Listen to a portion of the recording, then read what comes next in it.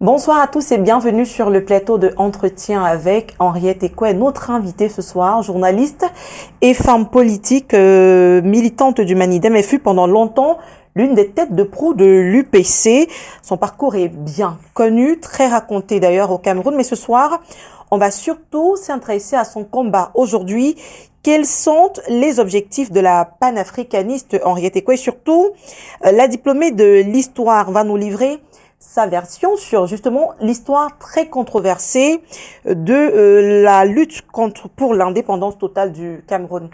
On va donc tout de suite l'accueillir vu qu'on a pris quelques minutes de retard dans le démarrage de cette émission. Henriette Ekoué, bonsoir et bienvenue. Merci, bonsoir Dora Iboa. Alors merci pour l'honneur que vous nous faites d'être là. Hein. Vous êtes né le 25 décembre 1949 dans le sud à Ambam, c'est bien cela? Oui. Parlez-nous un peu de cette période, après votre naissance. Je suis né pendant l'administration coloniale, au fin fond de la brousse du Sud, à la lisière du Gabon et de la Guinée espagnole, comme on disait à l'époque, dans une toute autre culture que la mienne, évidemment. C'est des Fang, des Ntoumou, et je me suis bien immergée dans cette culture parce que mon père, avant d'y aller, avait fait ses études aussi dans le sud, à Foulassi. Et donc, quand on arrive là-bas, il maîtrise cette culture et la langue aussi. Et puis, on va à l'église. À l'église, nous chantons en boulot, mes camarades de classe aussi. Bon, c'est une autre vie qu'à Douala. Quand je suis arrivée à Douala, j'étais un petit peu la broussarde. J'avais 7 ans.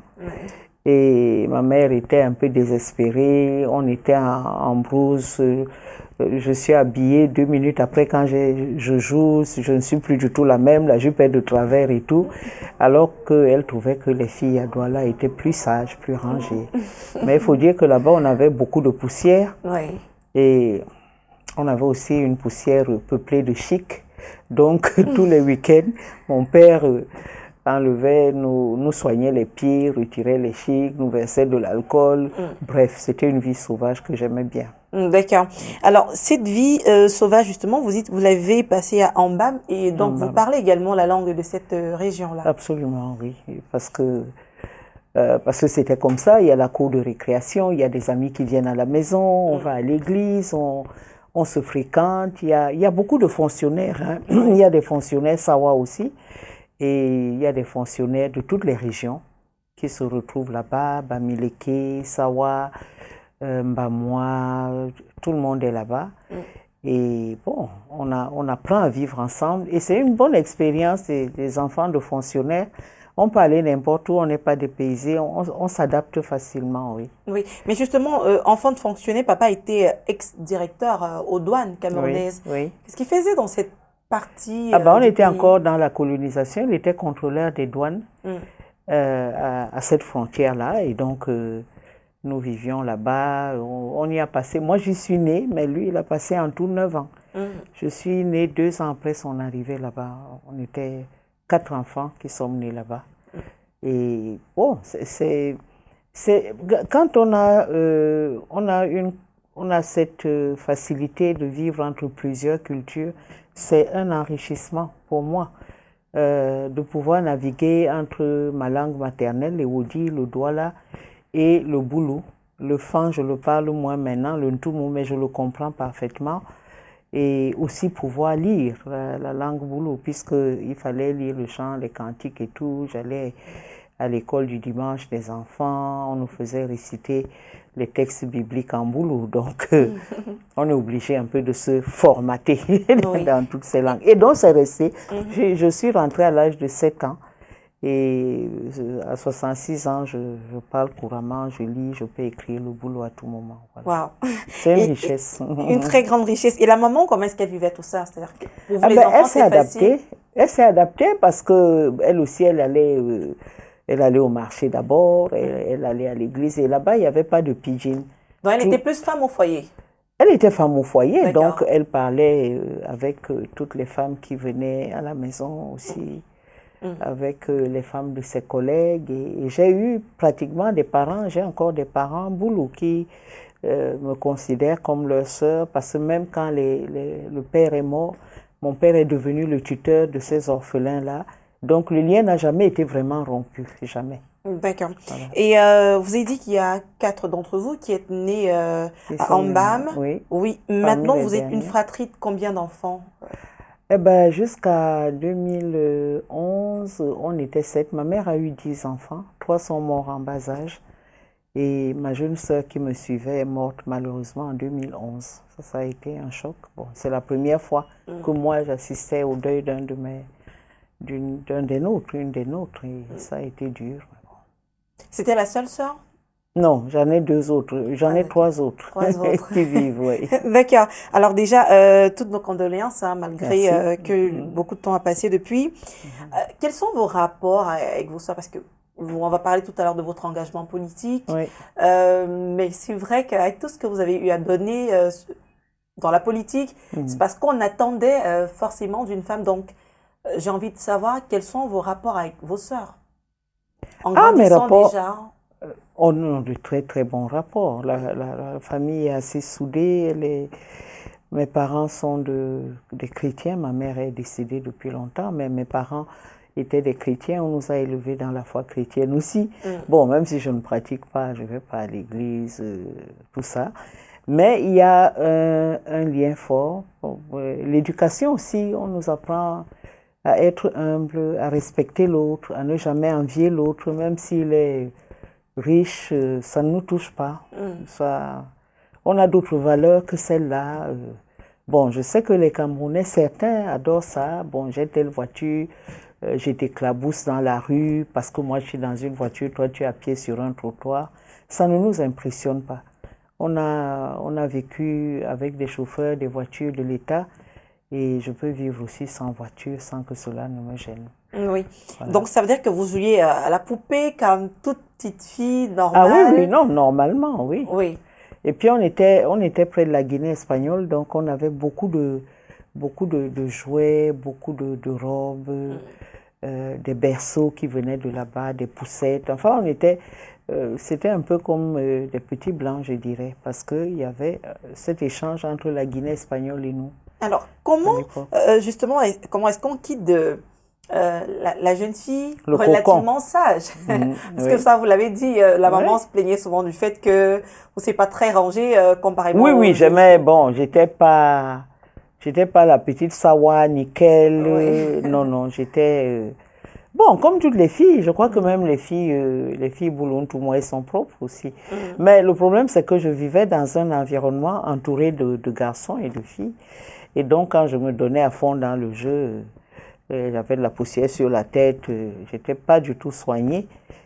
Et ma mère désespérée un peu, elle disait, est-ce que tu seras jamais une vraie Sawa? Bon. D'accord. Et est-ce qu'à l'époque, il y a des femmes politiques fortes, charismatiques, qui, dans votre enfance, déjà commencent à vous influencer? Non. Bon, il y a ceci que mon père étant un instituteur de formation, nous a fait beaucoup lire. Donc, à l'époque, la poste marchait très bien. Il avait des abonnements à des journaux. Et donc, on a beaucoup lu dans l'actualité. Mais à l'époque aussi, il n'y avait pas beaucoup de femmes, bon, pour parler de la mère patrie, entre guillemets, de la France. Mais il y avait déjà des femmes en politique que je ne connaissais pas parce que je n'étais pas à Douala. Donc, les femmes politiques, je n'en connaîtrais pas beaucoup. D'accord. Vous êtes influencée par les hommes plutôt Même pas. J'étais vraiment pas... Mais une scène m'a choquée quand j'étais gamine. C'était à quelques mois de notre départ d'Ambam, en 1956. Le maquis avait déjà commencé et il y a eu une rafle où on a arrêté beaucoup de commerçants du marché. Et on a dit que c'était des UPCistes. Je ne savais pas très bien ce que ça voulait dire. Et on les mettait en corvée, parfois chez les fonctionnaires, et mon père a refusé qu'ils viennent en corvée chez lui, comme ça, peut-être par patriotisme, parce qu'il a connu Oumyobé à Foulassi, qui était aussi élève de l'école normale. D'accord. Voilà. Donc, c'est à ce moment-là que vous commencez à avoir les premiers contacts avec les UPCistes, où vous en entendez parler sans plus, et c'est beaucoup plus tard qu'il y aura le premier contact. Bon, bien sûr que c'est beaucoup plus tard, mais je découvrirai bien après que mon père a signé la pétition pour que Oumyobé aille à l'ONU défendre l'idée d'indépendance. Et mon père était un syndicaliste aussi de la fonction publique.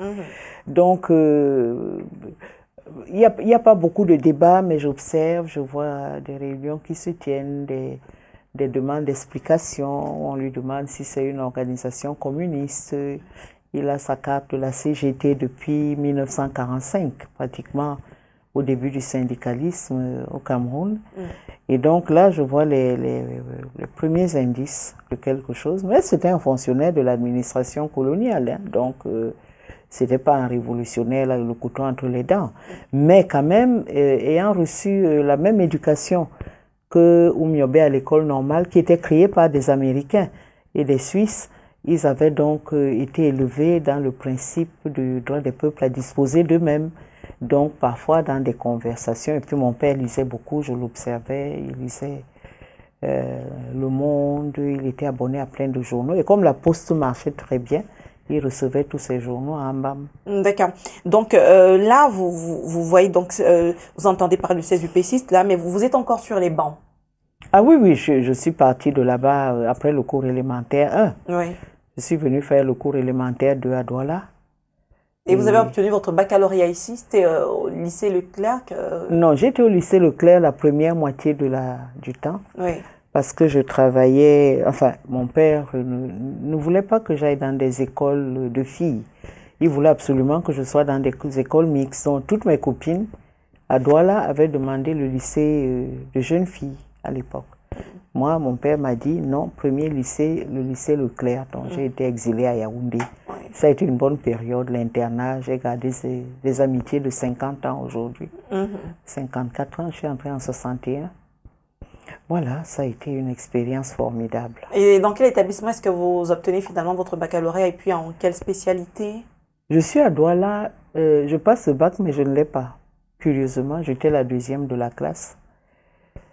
Je fais une très belle dissertation parce que je lisais beaucoup. Mon père faisait venir tous les livres Bergson, Kierkegaard, tous mes auteurs que j'avais en terminale. Bon, mais je ne sais pas, le professeur me note mal et je dois repasser le bac. Et là, mon père me dit qu'il s'est passé certainement quelque chose.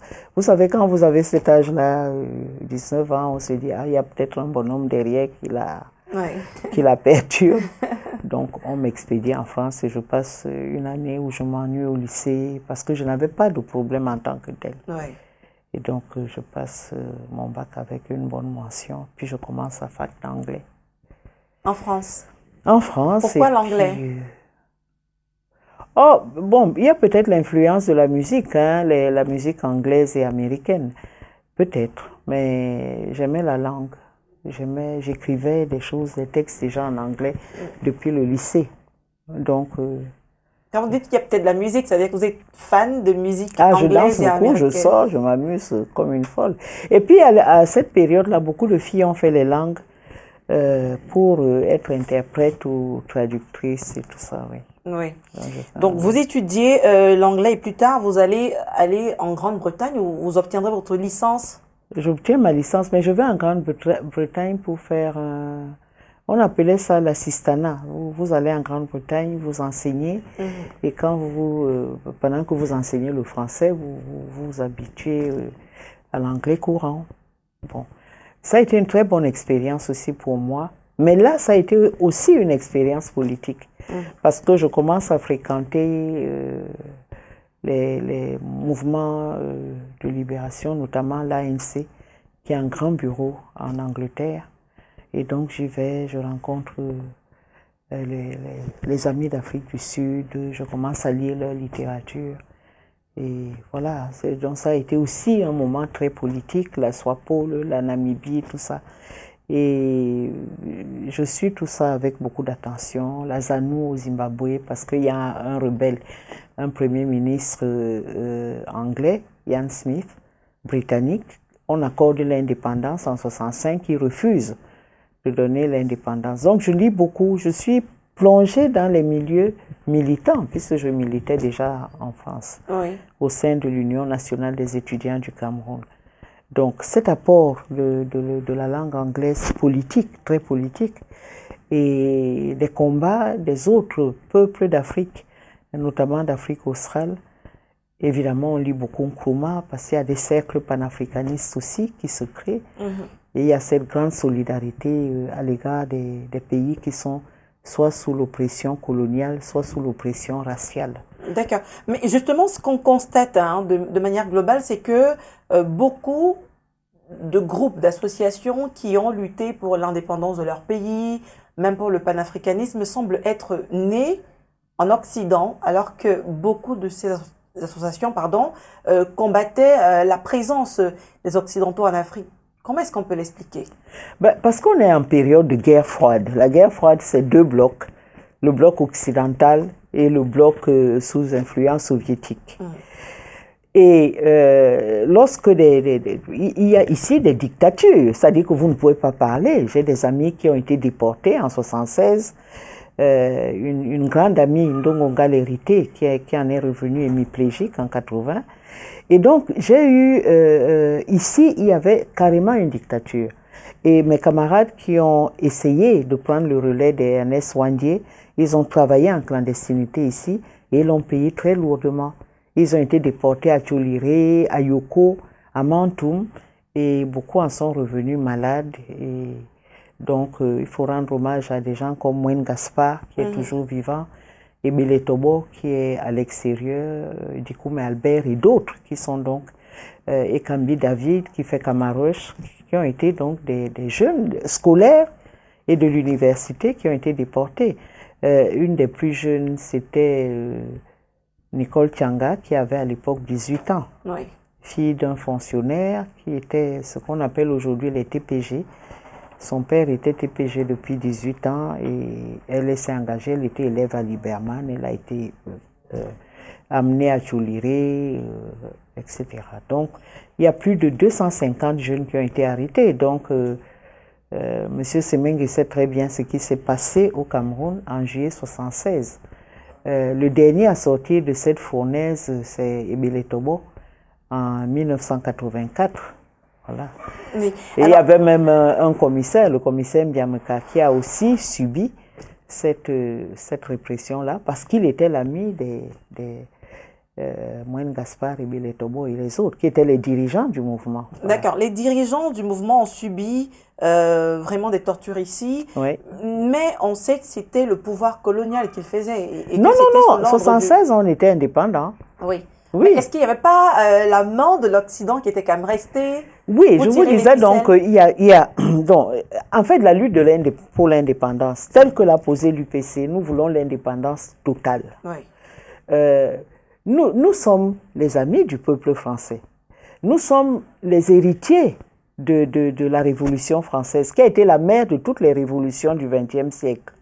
Nous sommes aussi les héritiers du mouvement ouvrier européen et français en particulier, parce que ce sont les Français qui ont formé les syndicalistes chez nous en 1944. La naissance du syndicalisme au Cameroun, Gaston Dona, Lalaurie, Soulier, Gaston Dona qui a formé Oumniobe va être expédié à Madagascar. Je crois Maurice Soulier, on va l'expédier en Konsamba. Il y aura même des procès, on va tenter de tuer un de ces Français-là. Donc, la France a participé à la conscientisation des jeunes fonctionnaires coloniaux, des travailleurs coloniaux qui ont eu à former le syndicalisme, le syndicat, et le syndicat a accouché du mouvement de libération qu'on a appelé l'Union des populations du Cameroun. Mais donc, à l'indépendance, il y a déjà ce qu'on appelle deux blocs issus de la guerre de 1945, dont on maintient les pays africains sous dictature. Pourquoi? Parce qu'il y a eu des colloques à la Sorbonne où la France, des chercheurs français, des politologues français vont décider que pour des pays d'Afrique francophone, il fallait un chef, une nation, un projet.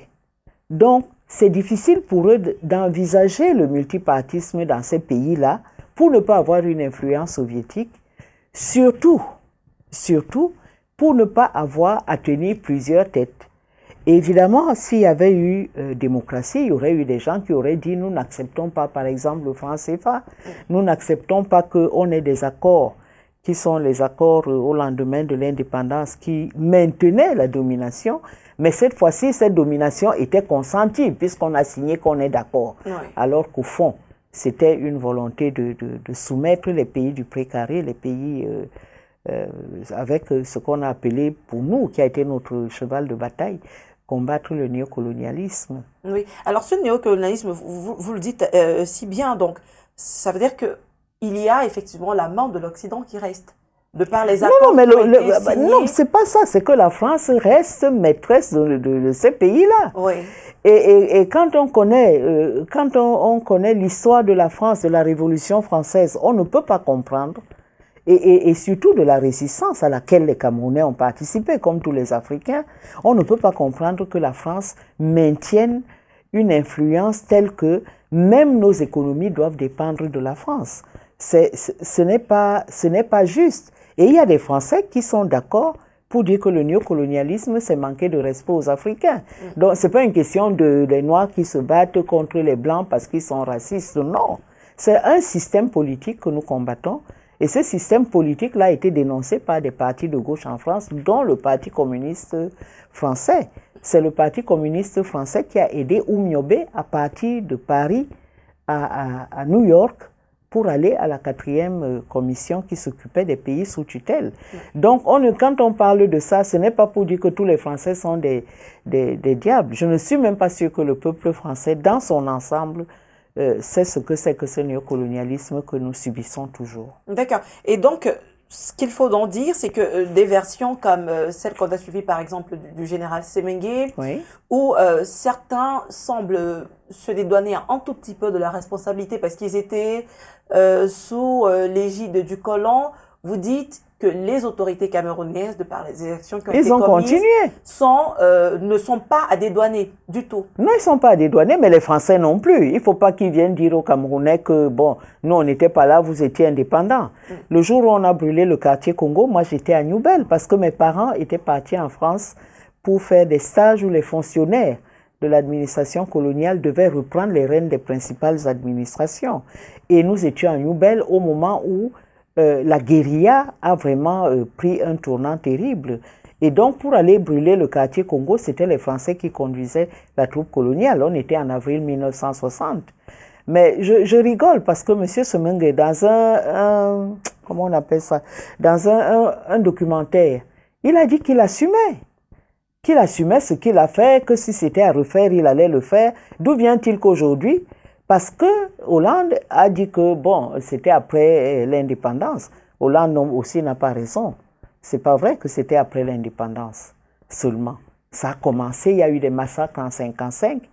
Il y a des charniers en pays Bamileke, il y a des charniers. Le marché Congo est sur un charnier. Ça, beaucoup de gens, on n'en parle pas beaucoup, mais le jour où on l'a brûlé, c'était tragique parce qu'on a encerclé un quartier populaire à midi. Un dimanche, à l'heure où les gens reviennent de la messe ou du culte et où ils sont assis pour partager le sacré repas du dimanche. On a dit, il y a un mouchard qui allait leur dire là-bas que, bon, tant que Noé était là-dedans avec son QG, et ils sont venus, les hélicoptères qui versaient l'essence, on a mis le feu et autour du quartier, on a mis la troupe coloniale avec des armes. Pour que personne ne puisse s'en sortir. Oui, c'était traumatisant. La preuve, c'est que dès le lendemain, tous les habitants de Newbel sont allés à la cathédrale et je crois maintenant que j'ai milité que c'était un mot d'ordre de l'UPC pour les mettre à l'abri. Voilà. Donc. D'accord. Mais il y a quand même d'autres, en dehors du général Semengue, il y a une partie de l'histoire qu'on a l'impression que l'UPC n'assume pas elle non plus. C'est-à-dire que les exactions qui ont été commises durant cette guerre-là, il y a eu beaucoup de morts. Est-ce que tous les morts des civils sont à l'actif du gouvernement qui traquait les UPCistes ou alors est-ce qu'il y en a qui ont quand même été commis par les UPCistes? Bon, ça alors c'est la grande question. C'est ça qui est amusant quand M. Semenge parle. Mais Semenge a été à Aidea, il a tué des gens. Comment il peut dire que non, il n'a rien fait? Il a été à Aidea. À l'époque, le préfet d'Aidea, c'était un de mes parents. Comment il peut raconter qu'il n'a jamais rien fait, que c'était les autres? Ce qui est vrai, c'est qu'il y a eu, en pays Bamileke, il y a eu des jacqueries, c'est-à-dire des révoltes paysannes, souvent. Et il y a eu des planteurs qui ont été tués dans leur plantation, souvent par les ouvriers, soit parfois conduits par des blancs. Il y a un qui a été célèbre ici à Douala, Bema Mlende, qui a été assassiné. On a assassiné ce planteur, on a tué son fils, on a tué sa bru qui était enceinte, on a fendu son ventre et on a tué le fœtus qui était dans son ventre, le bébé, parce qu'elle était pratiquement à terme, devant les enfants. Ces enfants ont vu la mort de leur grand-père, de leur père, de leur mère.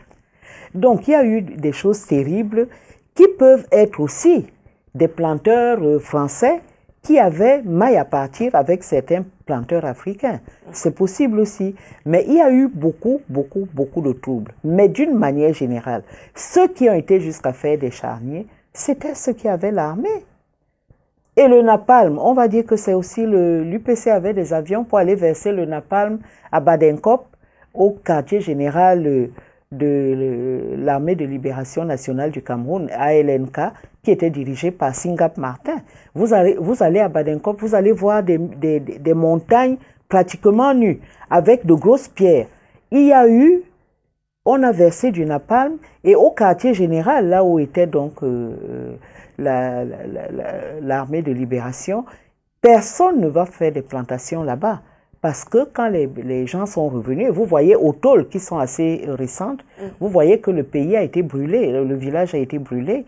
Et quand ils allaient donc planter, faire des champs à cet endroit-là, là où tombaient sur des crânes, et ils ont décidé de ne plus planter là-bas, de ne plus faire de plantation ou de champs. Oui, alors, c'est bien parce qu'on en apprend toujours un peu plus avec vous. Hein. Vous avez vécu cette période. Oui. Bon, c'est vrai que quand on lit les histoires, il y a des paragraphes où on résume les choses sans rentrer dans les détails. Et puis on voit l'horreur que ça peut être à cette époque. Mais alors, je suis obligée de reposer ma question sur la responsabilité de l'UPC. Parce que là, le général Semenge, vous l'avez dit, à un moment donné, il a quand même reconnu qu'il a commis certains crimes. Il a dit j'assume. Non, mais il a dit qu'il assumait. Il a dit dans un film. Oui, mais est-ce que l'UPC assume ses crimes? Parce qu'aujourd'hui, quel crime l'UPC a commis? Alors, l'UPC avait l'armée nationale de libération du Cameroun, la NLK. Parce que la NLK n'a jamais versé de sang au nom de... La LNK résistait aux colons qui les attaquaient. C'est ça. Maintenant, Semenge ne dit pas ça. Mais la réalité, et quand ils encerclent un quartier, ils le brûlent. C'est arrivé en Konsamba. Ils vont dire que c'est les UPCistes qui ont mis le feu dans un quartier. Non. Il y a peut-être eu des bavures, c'est certain. Il y a eu des traîtres qui ont été tués, qui ont été jugés et qui ont été tués. Il y en a eu en pays Bassa. Il y a un prêtre qui s'appelait Courtecuisse qui passait son temps. On vient se confesser et il vous livre à la troupe coloniale. Et donc, ce prêtre-là, on l'a attrapé, on l'a amené, on l'a jugé, on a d'abord tué son méchant chien en l'empoisonnant et puis on l'a tué. Mais ça, c'est la lutte. Même les résistants français ont fait ça. Quand vous êtes en lutte, il peut arriver qu'il y ait des exactions. Ça peut arriver. Mais vous n'allez pas dire d'une manière générale que la puissance la plus forte, qui était par exemple pour ce qui est de la résistance française, l'occupation allemande, qui a tué et a envoyé pour qu'on gaze les gens, vous n'allez pas dire que les quelques bavures qu'il y a eu de la résistance française, il faut qu'ils aillent assumer des responsabilités alors que en fait, ils combattaient le colon. Alors, je refuse ça. Pas pénale, mais on parle de la vérité de l'histoire, tout simplement. Oui, parlons de la vérité de l'histoire. Oui. C'est vrai qu'il y a eu des traîtres qui ont été tués. C'est vrai aussi que ces traîtres-là ont fait tuer beaucoup de gens. Beaucoup. Quand l'UPC s'est retrouvé en octobre 1990, il y a eu des récits où des personnes, on les sortait tous les matins pour aller, ils étaient en prison soi-disant avec les UPCistes et tous les matins ils allaient raconter au poste de police de la prison de New Bell que voilà, l'autre a dit ceci hier soir, l'autre a dit ceci. Et puis on venait, on vous ramassait, on vous embarquait. Vous ne voyez plus personne. Et justement, les UPC sont très remontés par rapport à Semengue, parce qu'ils ont beaucoup de récits, ils ont des noms, ils ont des situations, ceux qui étaient dans le maquis, parce que moi j'étais au lycée, des situations où Semengue ne peut pas dire que c'est eux qui tuaient. Et les gens qu'on venait chercher dans les cellules, on les amène, on les abat. Les Mouyakan, tous ces tortionnaires-là, dont les UPC ont gardé les noms. Il faut qu'on lui donne ces noms-là pour qu'ils sachent ce qui s'est passé. Justement, il y a beaucoup de noms. Et les tortures à l'électricité des jeunes en 1976, Semengue était vivant. Il a bien vu ça. Que Fauchivé faisait torturer des enfants à l'électricité. On vous met en balançoire, on vous tape. Et puis quand les plaies sont sanguinolentes, on vous branche sur le courant. On vous met le courant dans les parties génitales. Comment? Il y a des femmes qui sont sorties de là-bas définitivement stériles. Parce qu'elles se sont fait électrocuter les parties génitales. On leur mettait l'électricité dans les parties génitales. Fauchivé l'a fait. Et ça, tout le monde le sait. Ceux qui étaient là vont vous dire que quand M. Namba est arrivé au sous-sol et qu'il a vu dans quel état étaient les jeunes, il a dit, mais pourquoi on les a tapés à ce point? Pourquoi? Il y en a qui sont sortis avec des maladies d'estomac et tout ça. Jusqu'en 84, je dis bien. C'est hier, hein, 84. C'est beaucoup plus loin que la date limite qu'on nous donne. On dit que ça s'est arrêté plus tôt que ça. Mais non, ça ne s'est pas arrêté. Déjà, quand on tue Wandje, il n'y a pratiquement plus de maquis. Wandje est malade, toutes les voies d'acheminement d'armes sont coupées. Ahidjo a développé l'Ouest en créant une classe d'hommes d'affaires de l'Ouest. Et j'attends que quelqu'un vienne raconter que c'est parce qu'il savait bien calculer que les vendeurs d'arachides sont devenus des milliardaires. Ça n'existe nulle part. C'est l'État camerounais qui a voulu créer une classe d'hommes d'affaires à côté des Grecs, des Libanais et des multinationales françaises. Et c'est comme ça que ces gens-là ont eu des crédits, parfois au ministère des Finances au Nanawana. Par exemple, pour le cas de Fosso Victor, qui était à l'époque à Mbalmayo et que son patron a mené. Et il y a des témoins, des fonctionnaires qui étaient des témoins de cette action-là. Donc la plupart des directives de l'époque. Les premières fortunes ont été faites avec l'État camerounais. On ne devient pas un Richard en vendant des arachides. Ça n'existe pas. Qu'on ne nous raconte pas d'histoire. Il y a encore des témoins de l'histoire qui savent ce qui s'est passé. C'est faux de dire ça. Ces premières fortunes-là se sont faites avec quoi? Il y a eu un ministre ici de l'économie qui donnait des monopoles à ses frères de l'Ouest. C'est connu. Une fête de Noël, on va chercher des spiritueux à Printania Monoprix qui étaient des boutiques des multinationales françaises. SCOA, CFAO. Il n'y a pas. Parce que le ministre a donné l'exclusivité de l'importation des spiritueux à un cousin au quartier, chez qui il fallait aller acheter les alcools. Donc raconter des histoires du genre mon père avait l'œil ouvert, il ne faut pas exagérer. Il ne faut pas exagérer. Ça a été soit des directives, soit des ministres qui ont créé des situations où certaines classes d'hommes d'affaires, notamment ceux de l'Ouest, ont pu s'enrichir parce qu'on voulait qu'il y ait des classes d'hommes d'affaires et qu'il fallait sortir les Bamileke des maquis. Oui. Ça, oui. D'accord. Donc, ça veut dire qu'on a une grosse partie de l'histoire du Cameroun qui a été truquée, carrément. Elle a été truquée. Disons qu'elle n'est pas connue. Parce que, quand on célèbre tout ça, on dit, monsieur un tel qui est mort, il a bien calculé. Non. C'est que l'État tenait telle ou telle personne en disant, voilà ce qu'on peut te donner, débrouille-toi, fais quelque chose. Puisqu'on a même su qu'un des hommes d'affaires récemment mort était le prête-nom de l'ancien président de la République. Donc il n'y a pas eu de fortune qui sont sorties de la vente des arachides et des cacahuètes. Mais pourquoi Henriette Ekwe, que ce soit au niveau de la bataille pour la libération totale du Cameroun, que ce soit au niveau de la constitution des grosses fortunes de ce pays, pourquoi on a éprouvé le besoin de dire autant de mensonges sur l'histoire du Cameroun, surtout de cette période-là? On ne veut pas parler de cette histoire, parce que ceux qui étaient contre l'indépendance, c'est eux qui sont arrivés au pouvoir. Ahidjo était contre l'indépendance, mais la veille, Kosciusko Morizet lui a dit, va demander l'indépendance parce qu'on va être obligé de vous donner l'indépendance. Et c'est pour ça que le Cameroun ouvre le bal le 1er janvier 1960. Donc, c'est ceux qui étaient contre l'indépendance qui sont arrivés au pouvoir. Alors, ils ne vont pas raconter votre histoire, votre gloire. Ça ne leur sert pas. Voilà. Donc, et on ne pouvait pas. Et jusqu'à aujourd'hui, on voit bien qu'on n'arrive pas à mettre cette histoire-là dans les livres d'histoire. Oui. Parce que c'est très compliqué. Très compliqué. Il y a beaucoup trop de versions. Alors, non, pas qu'il y a beaucoup trop de versions. Il y a une version qui a été occultée volontairement.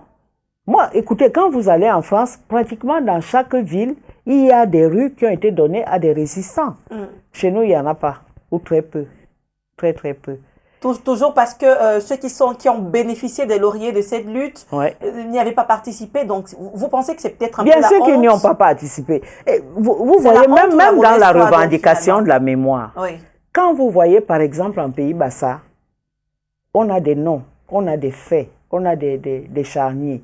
Quand ça se passe à l'Ouest, on dit, nous sommes beaucoup battus, mais on ne dira pas un seul nom d'un combattant de l'Ouest. Wandé, par exemple. Wandé ne le cite jamais. Ils disent, oui, on a été martyrisé, on a souffert. Bon, dites au moins 2 noms. On ne les cite jamais.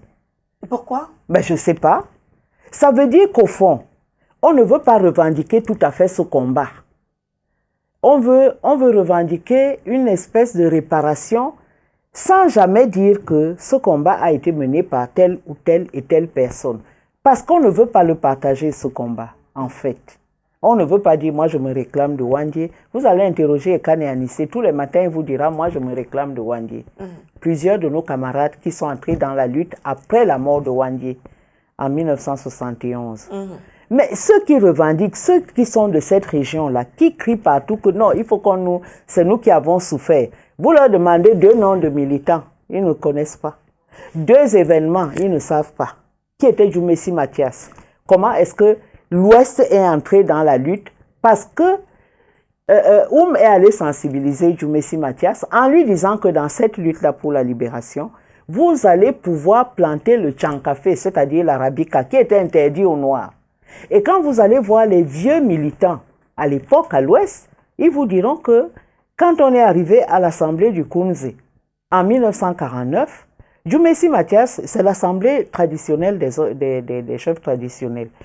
Et ils sont arrivés là-bas et Djoumessi leur a dit, dans ce combat-là qui est en train de se mener, nous allons pouvoir, si nous libérons notre pays, planter le tchankafé que les Blancs nous interdisent de planter. Ça veut dire qu'il y avait derrière un projet politique, il y avait un projet économique réel. Donc, quand les gens revendiquent en disant, oui, nous on a beaucoup souffert, vous leur demandez que, bon, vous revendiquez même quel héros qui a mené ces combats-là. Ils ne vous diront pas.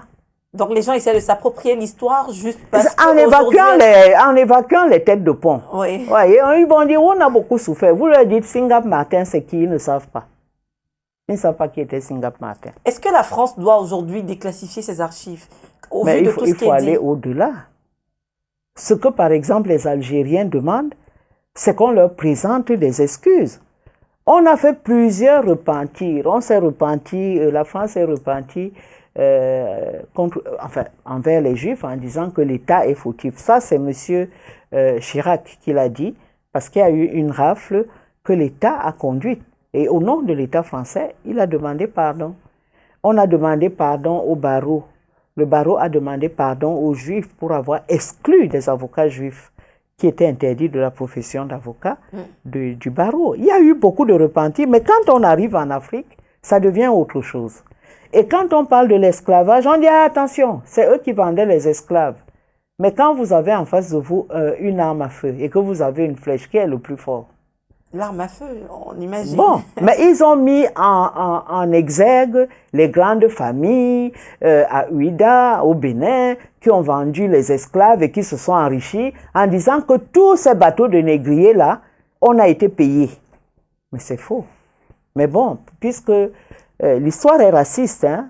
Quand les gens disent que non, vous êtes raciste, vous êtes violent, l'histoire est très raciste. Ce qu'on admet pour les Français et même pour les Arabes, on ne peut pas l'admettre pour les nègres. Et ça, il faut combattre ça aussi. D'accord. Donc, la France doit déclassifier les archives et fait plus... Et aller au-delà. Oui, mais est-ce que les Camerounais sont prêts? Parce que vous faites des révélations et ça, ceux qui ont lutté pendant longtemps ou pendant un moment connaissent ces choses-là. Oui. Mais elles ne sont pas connues de tout le monde. Est-ce qu'en déclassifiant les archives, il ne pourrait pas avoir une espèce de fracture dans la société, finalement? Pourquoi? Parce que peut-être on découvrirait que certaines personnes ont commis des exactions qu'on aurait du mal à pardonner. Peut-être que des plaies seraient réouvertes. Justement, quand on ouvre les plaies, c'est pour aller à la réconciliation. Et le Cameroun a besoin de réconciliation. Donc, on ne va pas... Ce que les UPCistes ont souffert, c'est inimaginable.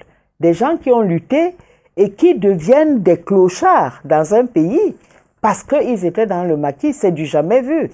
Pour la libération de leur pays. Ce que le Cameroun a vécu, très peu de pays l'ont vécu. Parce que tous ceux qui se battaient pour l'indépendance sont arrivés au pouvoir. Il n'y a qu'au Cameroun qu'on a interdit à l'UPC d'arriver au pouvoir en invoquant le communisme, n'importe quoi.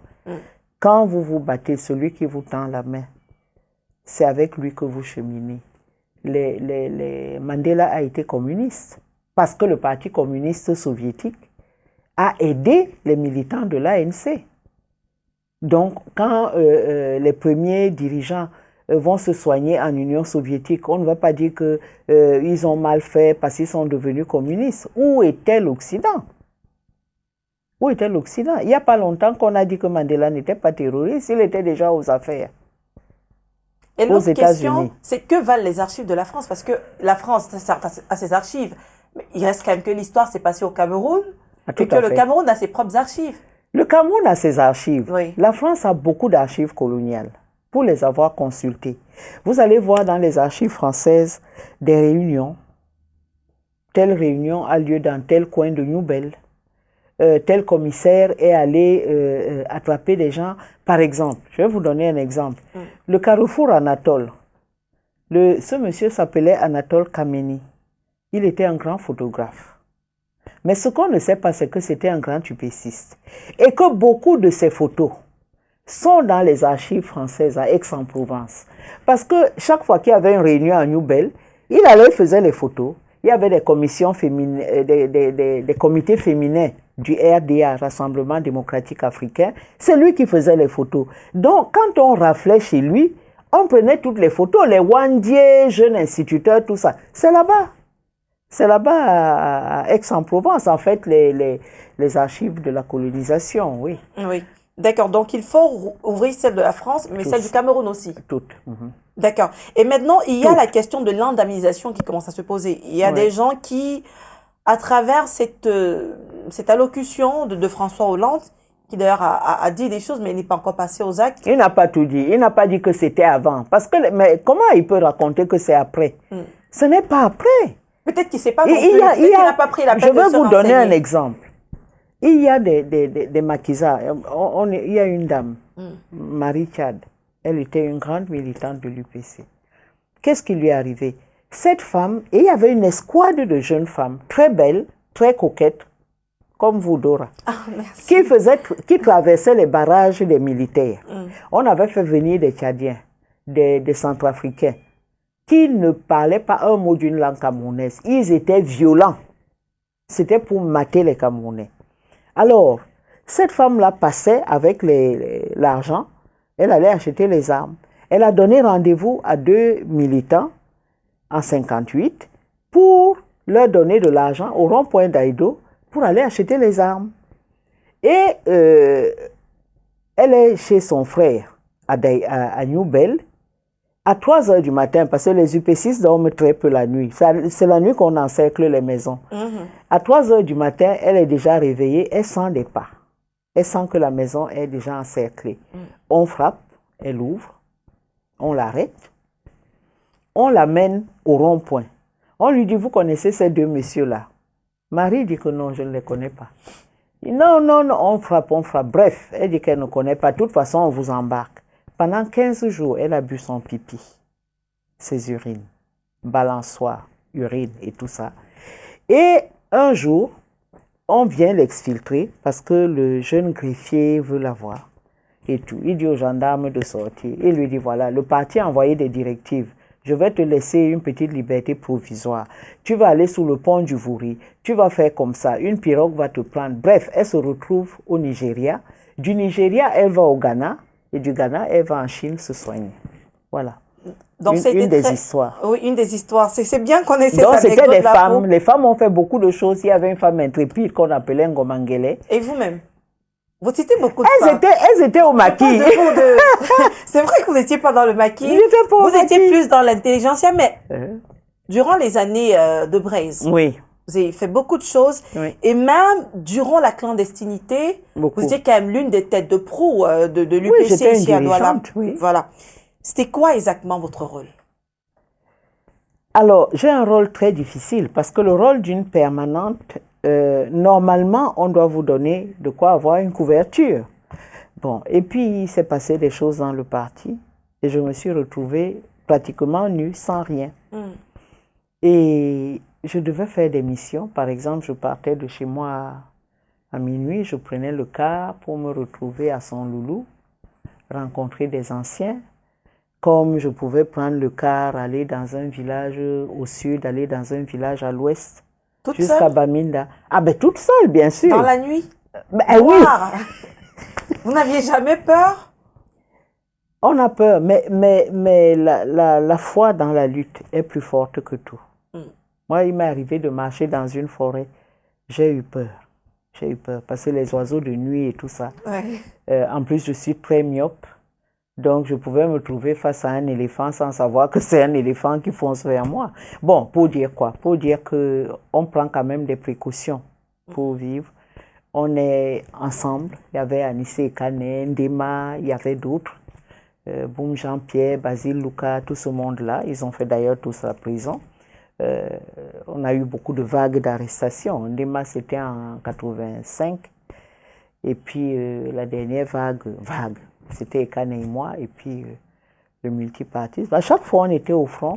Alors, ce qui est important dans une lutte comme la nôtre, c'est qu'il faut se former et physiquement, et surtout intellectuellement. Intellectuellement, ça ne veut pas dire que, bon, vous lisez Karl Marx ou je ne sais quel auteur, et c'est tout. Vous lisez tout. Vous lisez l'histoire des mouvements de libération en Afrique, ailleurs, au Vietnam, comment la guerre s'est passée là-bas depuis l'Indochine et puis la guerre contre les États-Unis. Vous êtes obligé de connaître l'histoire de Mao, toutes ces histoires-là. Pourquoi? Parce que ces histoires nourrissent votre lutte. Oui. Ce n'est pas parce que vous êtes... Et puis vous devez connaître l'histoire de votre pays sur le bout des doigts. C'est important. Vous ne pouvez pas venir... vous n'allez pas inventer un peuple pour faire la révolution. Vous faites la révolution avec le peuple qui est devant vous. Donc il faut le connaître. Il faut pouvoir communiquer avec ce peuple. Donc, même si vous avez une connaissance encyclopédique, je peux vous dire des choses qui sont des choses très politiques, mais en des mots très simples. Parce que c'est mon devoir de communiquer avec les masses, comme on dit, c'est-à-dire le peuple. Oui. Est-ce que vous avez été agressé une fois comme ça, dans la nuit, en allant effectuer vos diverses missions? Il vous arrive quand même d'être agressé, pas par les autorités, hein, par d'autres personnes? C'est possible, oui. Vous pouvez arriver dans un lieu hostile. C'est arrivé. Il m'est arrivé une fois, j'étais dans le sud, chez un monsieur qui était très imprudent. Je crois qu'il a disparu, monsieur Onomimbo. Donc on était son village, Biboulmam, c'est un petit village. Et je suis allée chez lui pour travailler. Et lui, il était tellement content qu'il a raconté à tout le village que voilà, on a envoyé une femme du parti et tout. Bon, mais comme il ne connaissait pas mon nom, vrai, tout le monde a dit, bon, Nyangone, comme je parle couramment la langue, personne ne pouvait imaginer que j'étais une Douala, une côtière, disons. Et quand on l'arrête, d'ailleurs, ça donne lieu à tout un coup de filet. Il dit, mais oui, Nyangon, vraiment, cette fille, je l'ai beaucoup aimée, elle était bien, elle était vaillante. Mais c'est qui? On n'a pas trouvé. Et ça m'a préservé de l'arrestation d'Ndema. D'accord. Alors, vous donnez naissance à une fille, parce que là, on va s'intéresser un tout petit peu, pas à la militante, mais à la femme aussi. Vous donnez naissance à une fille le 24 décembre 1987. Vous êtes informé, oui. Oui, j'ai pris la peine Oui. de m'informer. Ce que je veux savoir d'abord, avant de parler de la naissance de l'enfant, de comment vous avez géré après, c'est comment est-ce qu'on réussit à entretenir une vie amoureuse durant cette période-là, avec ce combat, on se cache tout le temps. Est-ce qu'il faut absolument que le monsieur soit du mouvement ou est-ce que Bon, quelqu'un... ça c'est une grande difficulté dans les Oui. mouvements clandestins. Mm. Parce que on se méfie de tout le monde. Et donc, il vaut mieux trouver l'amour dans le parti. Oui. Et si vous ne le trouvez pas, ben, vous continuez la route parce qu'il faut bien continuer le combat. Mm. Bon, ce qu'il y a quand même, c'est que beaucoup de nos camarades femmes étaient mariées aussi à des camarades. Mm. Mais celles qui étaient les plus disponibles restaient quand même les femmes célibataires. Mm. Celles qui pouvaient bouger facilement. Et ces femmes célibataires ont pris de l'avance sur les femmes qui étaient mariées, qui ont eu la même formation. Oui. Politique, physique, tout que nous. Mais moins de disponibilité. Oui, parce que, bon, en plus au Cameroun, c'est difficile. À l'étranger, ça aurait pu être bien. Mais ici, vous avez quand même une vie sociale. On s'attend à ce qu'à un baptême dans la famille, vous soyez là, que vous fassiez bonne figure. Votre mari ne peut pas arriver au baptême et dire que non, ma femme avait une mission à faire, je sais pas, à Kousséri. C'est pas possible, ça ne passe pas. Ou ça passe une fois, pas deux. Donc, celles qui étaient disponibles, pour lesquelles personne ne se posait de questions, elles sont libres, donc elles peuvent, on dit, bon, Henriette, est-ce que tu peux aller à Kousséri demain? Oui, je vais à Kousséri. Est-ce que tu peux aller en Ngaoundéré? Je vais en Ngaoundéré. Est-ce que tu vas pas aller à Tibati? Et tout ça. Et ça m'a fait connaître le pays. Oui, mais est-ce qu'il n'y a pas eu, et là justement j'insiste pour qu'on parle un peu de la femme, parce que oui. on parle très peu de la femme, Henriette Ekoué, vraiment, quand on lit sur vos la femme est une biographies. femme normale. Hein? Oui, tout à fait, justement, ce que je veux savoir, c'est... Il peut m'arriver de tomber amoureuse quand même, je suis une justement, femme. déjà savoir, est-ce qu'à cette époque, il y a quelqu'un que vous avez aimé, qui n'était pas du mouvement, et puis vous avez dit, peut-être que je pourrais arrêter, parce que l'amour me donne envie non, de rêver la lutte a pris toute notre vie. Oui. Les week-ends, on était en séminaire. Les semaines, le soir, après le travail, on était en réunion. Donc, il fallait quelqu'un qui accepte de ne pas vous voir. Et ça, c'est pas possible. Parce que, bon, la personne ne vous voit pas, mais vous êtes avec d'autres hommes, constamment. Mes camarades et moi, on est comme des frères et sœurs. On peut dormir sur le même lit. Oui. Voyez? Donc, on était asexués un peu. Mais bon, il nous arrivait aussi de tomber amoureuses. Hein. On n'avait pas une pierre à la place du cœur, oui. On a eu aussi des déceptions, on a eu des joies, on a eu des peines. Mais on les assumait, les peines aussi. D'accord. Et donc, quand vous tombez enceinte déjà, est-ce que le père de votre fille, il est dans le mouvement avec vous ou pas? À l'époque. Ça, c'est personnel. Mais il n'est pas dans le mouvement. D'accord. C'était pas possible dans le mouvement. Ok. On a trop de choses à faire et on n'a pas le temps de se compter fleurette. On n'a pas le temps. D'accord. Alors, est-ce qu'il n'y a pas cette peur quand vous vous retrouvez enceinte avec le combat, les déplacements à répétition? Est-ce qu'il n'y a pas ce stress-là prénatal de vous dire est-ce que je serai à la hauteur avec les attentes en tant que mère et puis mes obligations actuelles? J'ai été quand même protégée dans ma famille. J'ai eu ma petite sœur qui a été fantastique, qui est partie. Elle est morte.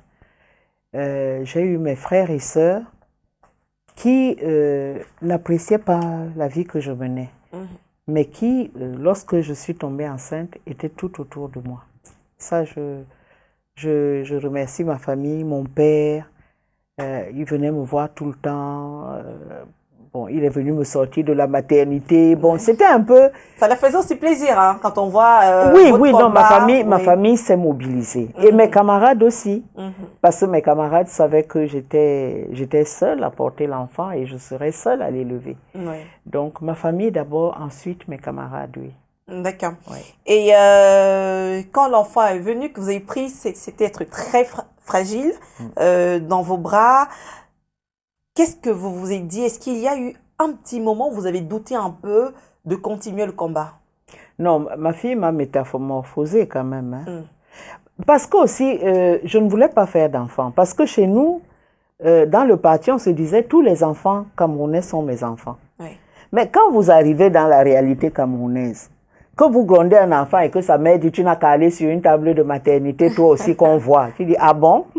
Je n'ai pas de problème pour faire un enfant, donc je vais faire mon enfant. Oui. Parce que les femmes, même dans la famille, même des nièces, elles vous refusent une forme d'autorité, même morale, sur leur enfant.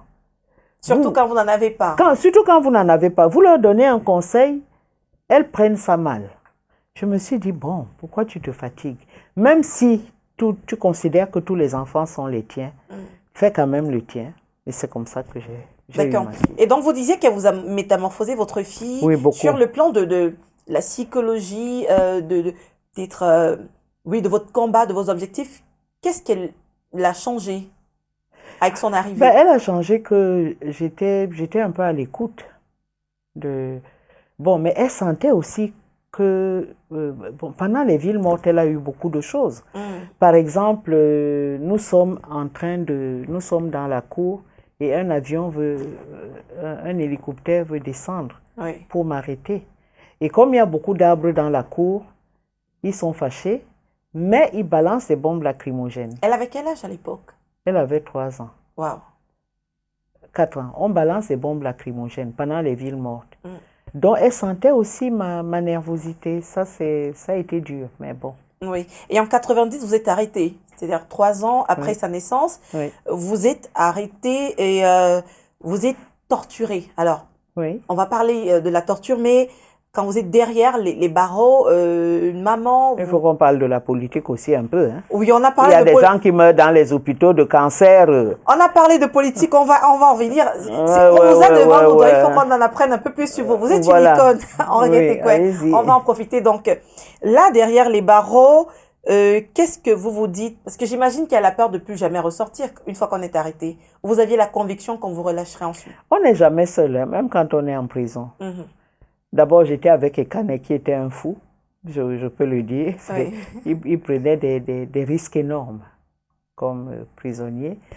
Et il y avait Black, Yondo Black, il faut que je le salue parce que c'était un monsieur très, très protecteur vis-à-vis de moi, vis-à-vis de nous, qui étions ses cadets. Et il y a le parti qui est dehors. On reçoit des messages, on en envoie aussi. On ne finit, le combat continue, même en prison. Je vais vous dire par exemple, mes camarades qui ont été à Tchouliré, qu'est-ce qu'ils ont fait? Ils ont pris les enfants de leur geôlier, ils leur ont dit, vous n'allez pas garder les bœufs, mais vous irez à l'école. Et comme c'était tous des intellectuels, ils ont commencé à leur faire des cours. Et il y en a qui sont sortis de Polytechnique, parce qu'ils ont conscientisé les geôliers de Tchouliré pour leur dire, ce n'est pas une vie, la vie que vous menez. On vous demande de nous torturer, bon. Mais amenez-nous vos enfants, on va les former. C'est le travail d'un militant révolutionnaire, toujours former les gens. Donc, pendant que vous êtes en prison, la lutte continue. Vous devenez instituteur carrément en prison. Il m'est arrivé une fois d'être en cavale, d'être dans un village, dans les années, quand on a arrêté l'Endema. Et là, j'ai créé une école pour que les paysannes puissent me laisser leurs enfants en allant au champ. Et quand ils sont sortis, je suis rentrée, je suis restée 1 année et demie. On m'a donné des enfants à ramener, mais je n'avais pas une bonne situation. Sinon, j'aurais eu des enfants qu'on m'a donné cadeau à l'époque. Je n'avais pas encore ma Carrément. Alors, c'est ça qu'il y a de particulier chez vous. Je ne le dis pas parce que vous êtes en face, mais vous avez mené ce combat politique, ce qu'on appelle souvent des vies d'hommes. Et pourtant, vous êtes restée très féminine dans la manière de parler, dans la manière de considérer les gens avec l'humilité. C'est comment vous avez réussi à concilier tout ça? À être pratiquement un homme, vous disiez tout à l'heure, un peu asexué et tout en restant femme. Comment vous avez réussi à faire ça? On a quand même été formés pour prendre le pouvoir. On a été formés pour gérer le pouvoir dans l'intérêt de notre peuple. Et donc, dans la conquête du pouvoir, nous ne sommes pas impitoyables. Mais on regarde les circonstances, on pèse le rapport des forces. Mais si ça arrive, nous le prendrons et nous gérerons le pays différemment de ce qui a été fait jusqu'ici. Où les malades de cancer payent 350 000 de chimio tous les 15 jours. Donc, nous sommes dans un pays qui a des potentialités et ça nous rend d'autant plus déterminés à ce que les choses changent. Nous avons rédigé, par exemple, la plateforme de l'Union pour le changement lorsqu'on a choisi Frundi comme candidat. Nous savions que cette plateforme allait fédérer tous les partis de l'opposition. Et c'est ce qui a été fait. Et donc, nous avons... les UPCistes ne renoncent jamais. Il y a des valeurs UPCistes qui vont au-delà du sigle, parce qu'un UPCiste vrai ne va pas faire ce que Kodoka fait. Et ces valeurs-là de patriotisme, d'engagement pour notre peuple, ça nous durcit. Mais, évidemment, quand je suis dans la situation de femme, je suis une femme. Oui. Bon, je mets un collier. Ça fait la part des choses. Je mets un tailleur. Oui, comme ce soir d'ailleurs. Voilà, mais quand il faut parler de notre pouvoir, de notre pays, là, je suis... non, je suis impitoyable. Alors, on va parler de l'UPC dans un instant, l'UPC après, hein, c'est-à-dire Kodok qui va devenir très proche du pouvoir en place, que vous avez longtemps combattu, et de vous au Manidem. Mais avant, peut-être finir d'abord avec ce que vous avez subi comme torture. On aimerait bien savoir. On a lu partout que quand vous avez été arrêté, il y a eu des tortures. C'était quoi exactement, ces tortures? Ben, quand je suis arrivée, d'abord, on est formé contre la torture. On a été formé pour ne pas parler. Parce que quand vous parlez, vous pouvez livrer tout un bataillon. Oui. Donc, on peut me taper. Quand je pense que c'est mon parti qui est en danger, je ne parle pas. Et donc, ça a énervé le commissaire Bachanji qui m'a attrapé, il m'a jeté à terre et il a passé le temps à me donner des coups de pied dans les côtes. Oui. Et parfois, il sautait sur moi. Carrément. Carrément. Quand il m'a bien torturé, il a fait venir Anissé. Anissé, il lui avait mis les doigts dans le nez et le sang coulait. Oh là là. Donc, Anissé avait un t-shirt totalement mouillé de sang. On l'avait déjà bien torturé. Et on l'a amené pour faire une confrontation. Mais je ne dirais pas ce qu'on fait, mais nous savons quand il y a une confrontation pour confondre le policier, pas nous. Donc, il était perdu et il a redoublé de violence. Bon, après ça, on vous met dans une cellule disciplinaire où il y a tout. Il y a des rats, il y a des cancrelats, il y a des margouillas, il y a des lézards. Tout le monde grimpe sur vous. Et j'étais nue, comme je suis née dans cette cellule. Et ce sont des jeunes gens qui sont chargés de torturer les femmes. Et donc, ces jeunes gens sont entrés. Bon, j'avais toute mon anatomie dehors. Ils ont critiqué, ils ont raillé, ils ont dit tout ce qu'ils voulaient. Et l'énervement venait du fait que j'étais une femme, j'avais 40 ans, et je ne me suis pas engagée parce que je suivais un amoureux. Je me suis engagée parce que moi-même, j'avais des convictions. Alors, une femme qui a des convictions, c'est Satan. C'est pas possible. Il faut qu'on sorte Satan de mon corps. Donc, on devient très méchant. Et donc, ces jeunes gens sont venus, en fait, pour me violer. Dans la cellule où j'étais, ils ont ouvert la porte. Ils savaient que j'étais nue parce qu'il faisait horriblement chaud dans cette cellule disciplinaire-là. Et Kane aussi a été là-bas. Et ils ont commencé à se mettre à poil. Bon. J'ai dit, bon, ça, maintenant, alors, et quoi, qu'est-ce que tu vas faire? Je leur ai dit que j'ai le sida. Et que, étant donné que j'ai le sida, ils risquaient gros en me violant. Là. Et ils étaient boulous, ils ne savaient pas que je comprenais leur langue. On m'avait tapé, on m'avait tout fait. Je n'avais pas encore... Il y avait des inspecteurs boulous qui tournaient autour de moi. Aucun ne savait que je parlais leur langue. Mais les tortionnaires, c'était des boulots très méchants. Parce qu'on veut prendre le pouvoir de leur papa, parce que ceci... Donc, ils m'ont insulté dans toutes les langues, en français, en boulot. Ils ont commencé à dire ce qu'ils vont faire. Et je comprenais. Et je leur ai dit, bon, allez-y, mais moi, j'ai le sida et vous risquez gros. On me pose la question, c'est quoi le sida? Je dis, la maladie qui tue. Elle n'a pas de médicaments, elle n'a pas de remède. Ah, tu as attrapé ça comment? Je dis, mais avec mes camarades. Et je me couche. Je dis, donc j'attends. Eh ben, ils ont fui. Carrément. Ils se sont dit, si la maman s'y dit ça, c'est qu'elle sait qu'on va mourir. Bon, ça m'a sauvé. Ça m'a sauvé un peu. Je vois beaucoup de... On peut pas voir ça à la maison, mais moi qui suis en face de vous, pendant que vous évoquiez ça, j'ai vu qu'il y a un peu de tristesse dans le regard et des larmes qui sont remontées. On va très vite quitter. Ça a été horrible. Et même si c'est pas nous qui vous avons fait ça a été horrible, mais ce qui a été le plus difficile pour moi dans la clandestinité, c'est mes amis qui... les amis vous abandonnent bêtement, ils ne viennent plus ou bon... alors que j'étais toujours à la tête d'une bande quand j'étais jeune. Toujours, j'étais toujours dans une bande, on allait danser et tout et tout. Ça a été un peu... C'était décevant. Mais je me suis formé une autre vie avec d'autres personnes et au fond... Ils ne comprenaient pas en fait. Oui, maintenant quand ils veulent revenir après, je ne suis plus la même. Je ne suis plus la même. Maintenant, j'ai des amis qui ont votre âge. Je les appelle mes filles parce qu'en fait, elles viennent chercher des conseils et tout. Mais on a quelque chose de commun que je n'ai plus avec... ceux qui, à une époque, vous ont lâché. Voilà, donc c'est ça. C'est un peu tristounet, mais c'est comme ça. Il m'est arrivé d'aller dans un deuil. L'amie pour laquelle je suis venue au deuil, parce que la maman, j'ai mangé sa nourriture, elle me salue à peine. Parce qu'elle a une grosse voiture et que je viens à pied et que ceci. Alors que quand on était jeune, elle me courait après parce que j'étais bien. Parce que...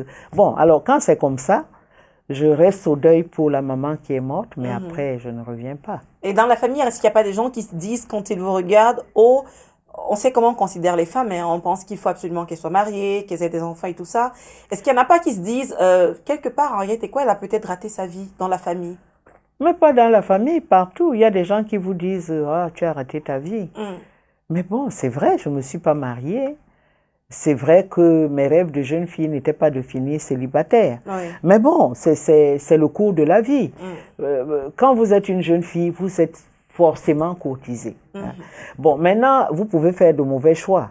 Là où vous vous envoyez les yeux là-bas, que celui-là me plairait bien, un autre est en train de pleurer là. Et vous ne voyez pas celui qui pleure. Tout à fait. Bon, donc des occasions ratées, et puis voilà, là j'arrive, et puis il faut toujours assumer, je ne dirais pas que c'est mon destin, je ne suis pas fataliste, non, je ne suis pas fataliste, mais je me dis que bon, un jour mon père qui a 104 ans m'a dit que, ah ma fille, je suis persuadée que si tu t'étais mariée, tu n'aurais pas fait tout ce que tu as fait pour ton pays. Parce que c'est vrai, il faut s'occuper du mari, il faut s'occuper des enfants, il faut s'occuper de la famille. Vous n'avez pas tellement le temps d'aller rêver de libérer un pays. C'est pas possible. Ok, alors en 91, lorsque s'installe le multipartisme, il y a que l'UPC devient plusieurs partis. Et il y a une UPC, celle de Kodok, que vous n'aimez pas beaucoup au Manidem, qui vous trahit. Pourquoi vous considérez que c'est une trahison, le choix qu'a fait M. Augustin Frédéric Kodok? Parce que si c'est un UPCiste, quand on entre dans un gouvernement, il y a une plateforme politique. On n'entre pas dans un gouvernement pour être derrière une grosse 4x4, non. On entre au gouvernement en disant, voilà, vous, M. Biya et votre RDPC, voilà ce que vous faites pour le pays, voilà ce que nous, UPCistes, on veut faire en plus. C'est ça la plateforme. Or, si vous entrez pour le plaisir d'avoir un portefeuille, c'est que vous n'êtes pas un UPCiste. C'est pas possible. C'est pas possible. La preuve, c'est que tu quittes le pouvoir, tu quittes le gouvernement ou tu meurs et rien n'a changé dans le pays. Dans le sens des idéaux de ton parti, ça veut dire que tu n'étais plus porteur des valeurs de l'UPC. À ce moment-là, d'autres personnes même les portent mieux que vous. Et c'est ça la différence alors. D'accord. Je propose qu'on prenne très rapidement ce très court extrait de l'honorable Bapolipote qui a succédé à une époque à Augustin Frédéric Kodok au secrétariat général de l'UPC, proche du pouvoir parce qu'il y en a plusieurs. Donc on prend ce petit extrait et on revient sur le plateau pour discuter.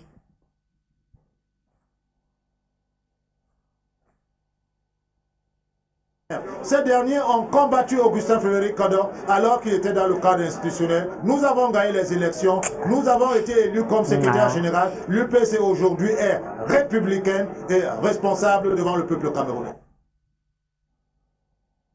Alors, merci pour ce bref extrait. Qu'est-ce que vous en dites? Est-ce que, quelque part, en dépit de ce ralliement avec le parti au pouvoir, ils font pas quand même un travail parce qu'on sait qu'ils ont eu à faire des propositions qui, des fois, ont été adoptées par le pouvoir en place? Paul n'est pas UPCiste. Il ne faut pas qu'il vienne raconter des histoires, je le connais bien. À l'époque, il était dans le parti de Yondo Marcel. Donc, il vient dire, il ne comprenait même pas de quoi il était question dans les batailles de l'UPC. Ouais. Il s'agit de quoi? Il s'agit des valeurs que l'UPC porte, de patriotisme, de panafricanisme, de servir les intérêts de la nation et les intérêts de notre peuple. Et il y a une phrase dans le programme initial, élever le standard de vie des populations. Est-ce que ça a changé? Non. Mais est-ce qu'ils n'influencent pas plus je veux dire, est-ce qu'ils influencent? Mais est-ce que l'UPC n'influence pas plus en étant, par exemple, au Parlement maintenant, ou en étant proche du pouvoir? Le fait qu'il y ait ce dialogue. Ils font quoi au Parlement? Le SIF est plus combatif au Parlement que les UPCistes qui y sont. Ils font quoi au Parlement? Je n'ai jamais entendu qu'ils ont même opposé une loi pour améliorer le sort des Camerounais. Ils font quoi là-bas? Donc, non, les luttes politiques, c'est vrai qu'on évalue le rapport de force. L'opposition était très forte. Elle était conduite par l'UPC, qu'on ne raconte pas d'histoire. C'est l'UPC qui a fait la plateforme de la coordination de l'opposition avec Yondo Black à Paris. C'est l'UPC avec Yondo Black qui sont allés déposer cette plateforme à la présidence en octobre 90.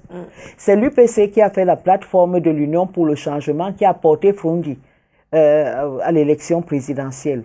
Donc nous tenions l'opposition.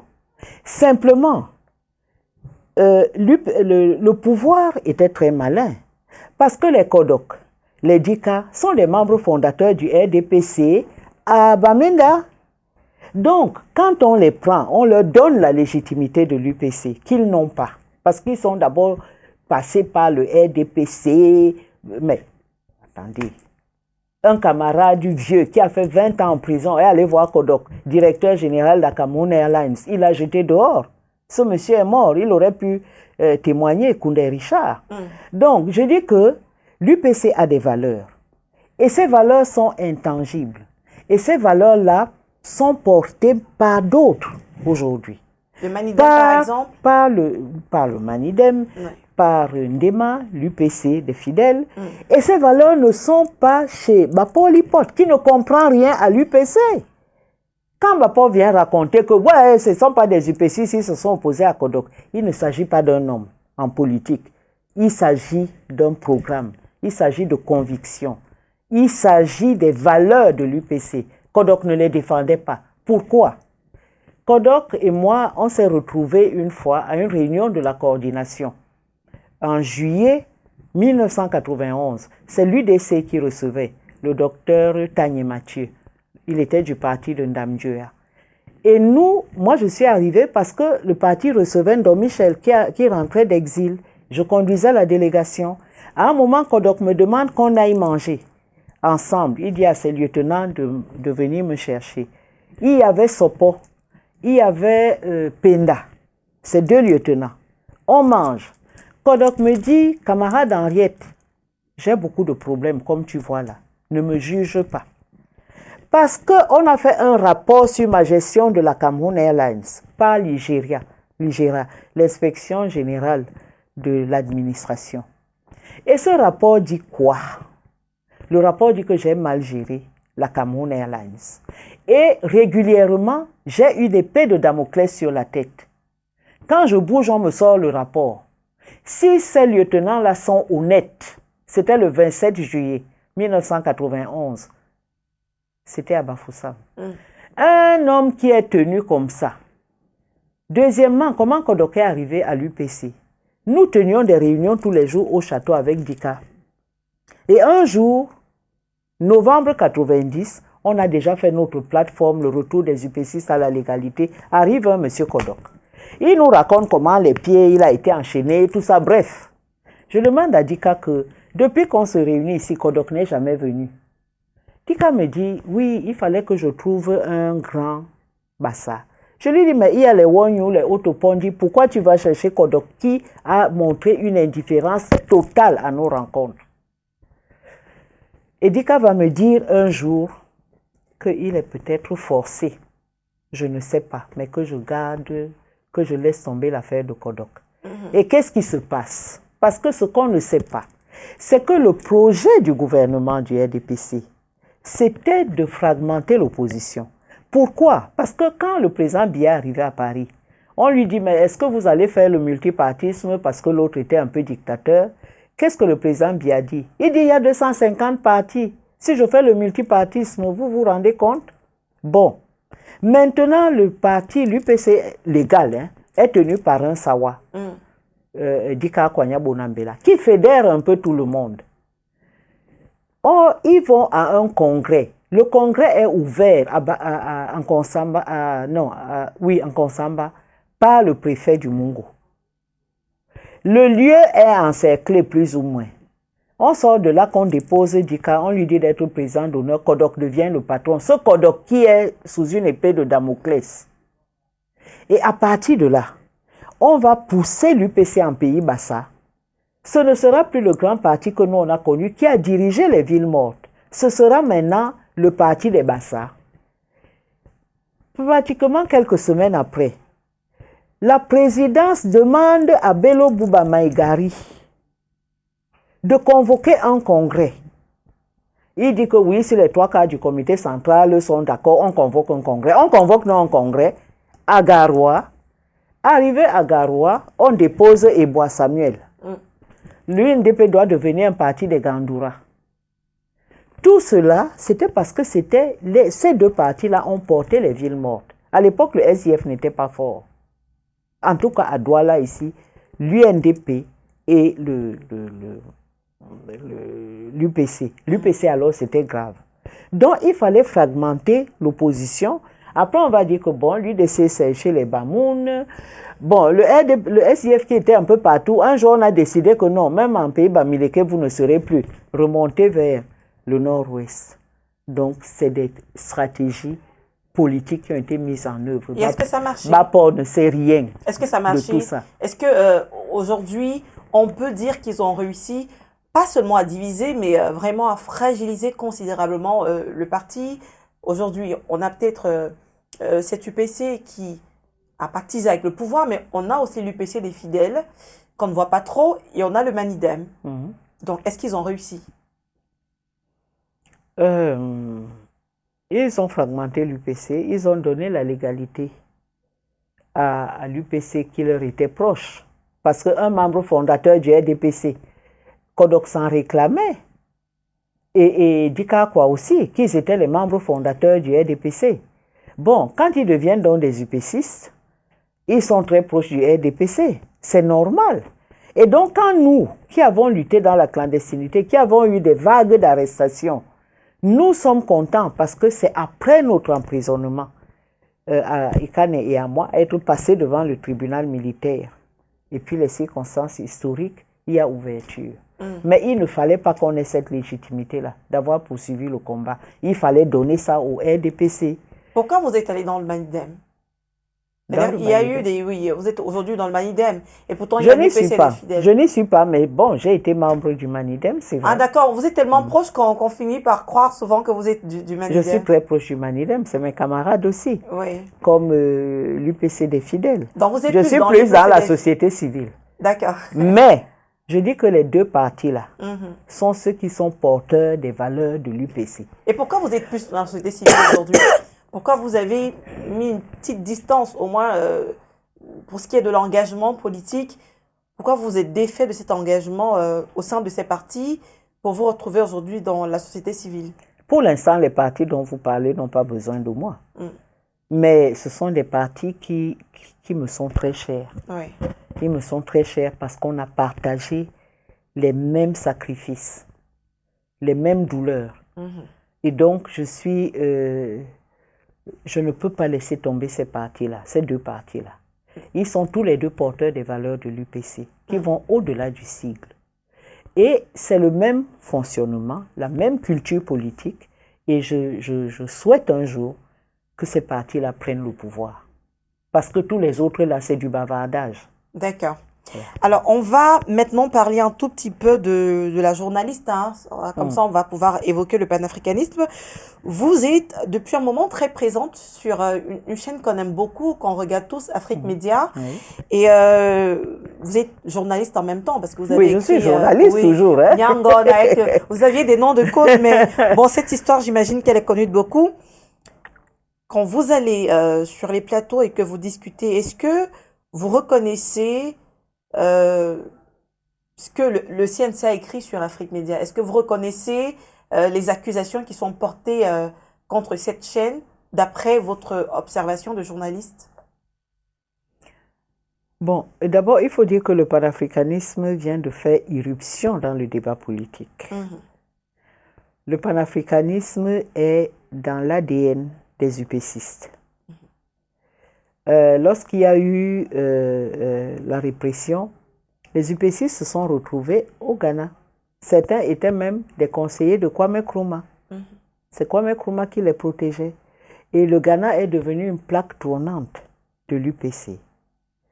De même qu'ils se sont retrouvés chez Sékou Touré, ils se sont retrouvés à Alger, ils se sont retrouvés au Caire, l'Égypte de Nasser.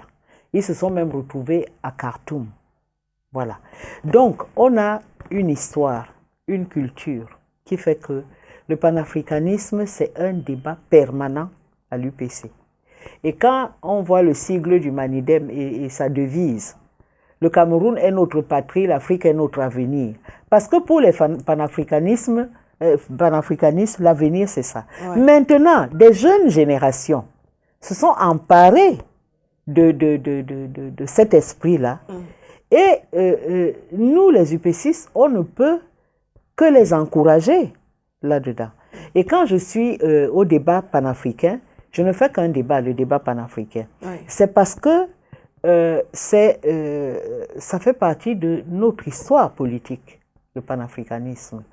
Je vais vous donner deux petites références historiques. On a été membre du RDA. Oumiobe a été membre, l'UPC a été membre du RDA. Moumié a été un grand panafricaniste. C'est Moumié qui a introduit le MPLA qui est au pouvoir aujourd'hui en Angola auprès du concert des mouvements de libération qui se réunissaient ce jour-là au Caire, chez Nasser. Moumié était très connu sur la scène africaine. C'est lui qui a introduit le MPLA. Et quand vous arrivez en Angola, les Angolais vous diront que c'est grâce à Moumié. On nous a dit, eux, ils commençaient leur lutte. Il dit, vous êtes vraiment décidés à vous battre contre les Portugais? Ils ont dit oui. Il a dit, bon, je vous donne des billets d'avion. On a une réunion importante au Caire. Voilà. Donc, on a ça.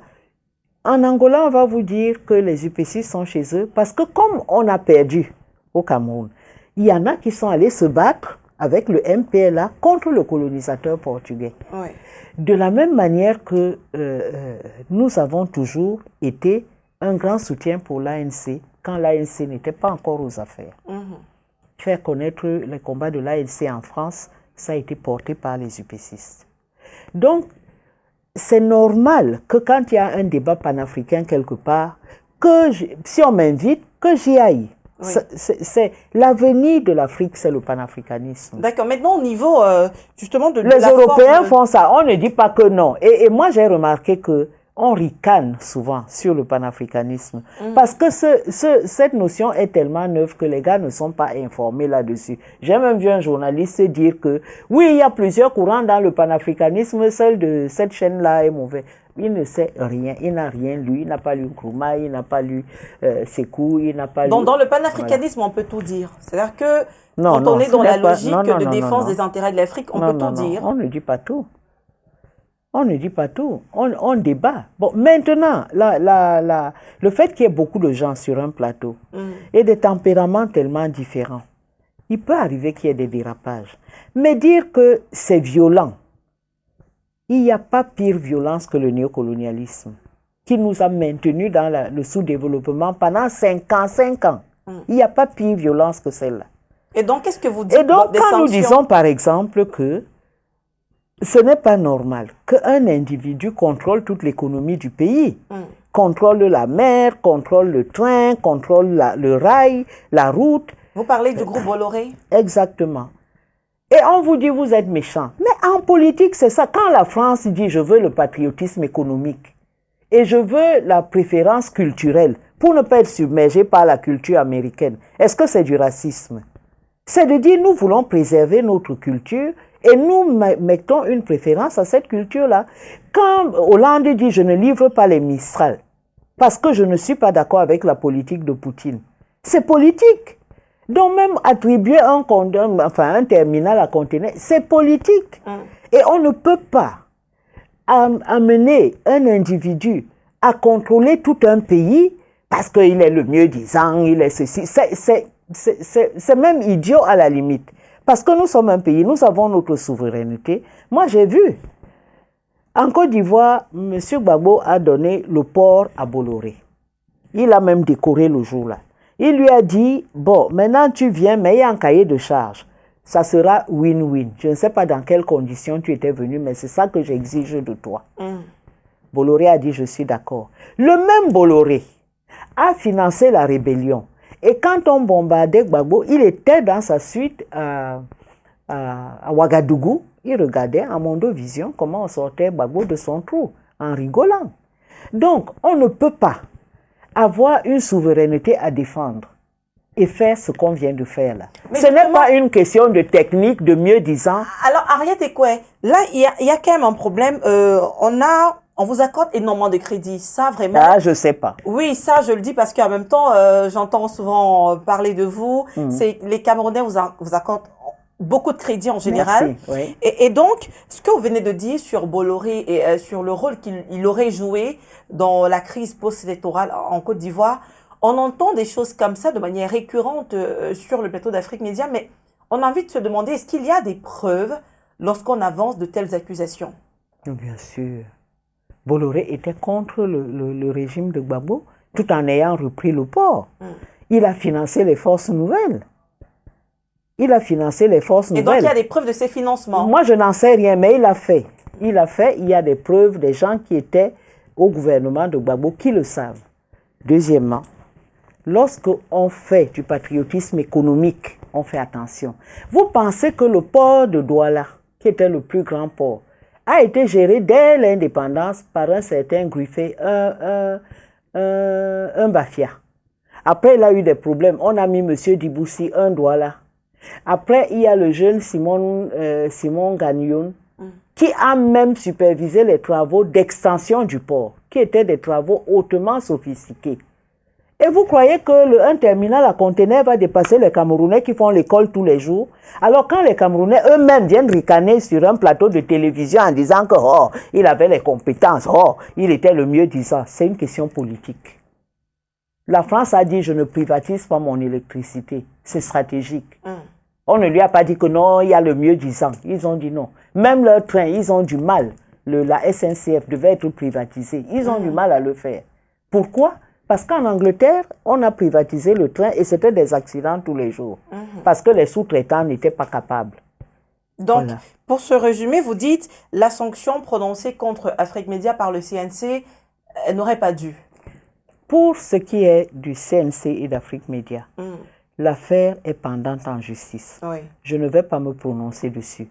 Par contre, ce que je dis, c'est que s'il y a des dérapages, effectivement, qu'on insulte une dame ou qu'on écorche le nom d'une ambassadrice, ça, il faut le rectifier.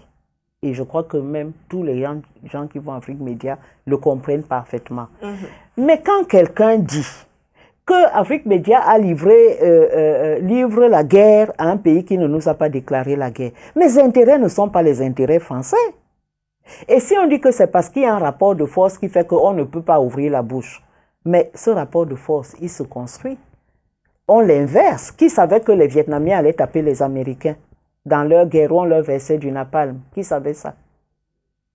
Donc, on est dans une situation où le pays des patriotes qui ont pris les armes contre la France, qu'on contre le colonisateur. J'ai bien dit que c'est les Français qui ont formé les Oumyobé. Ce n'étaient pas des Africains. C'est des petits Blancs qui ont dit que le régime colonial était très mauvais. Et il y en a même un, Lalaurie, qui a risqué sa vie. On a voulu le tuer. Parce qu'il formait des Africains.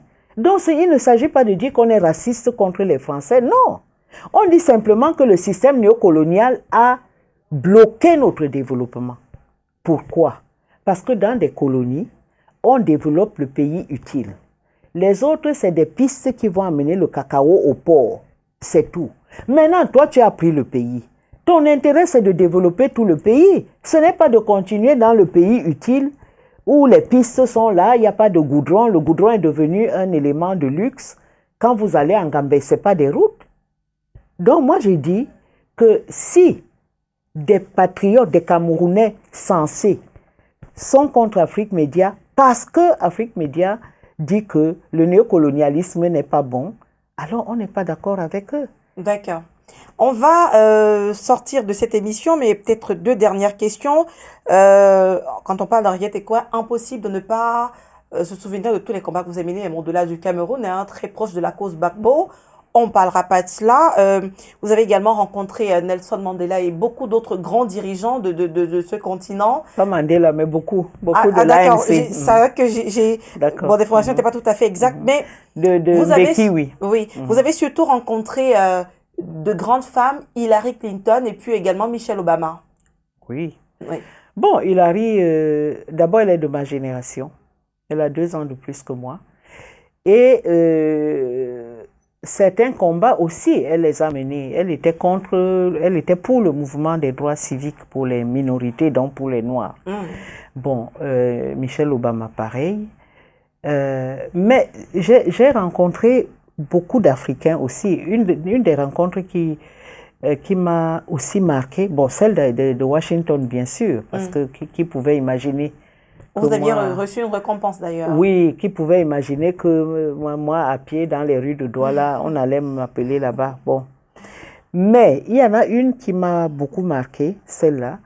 J'ai rencontré en 2009 Jerry Rawlings.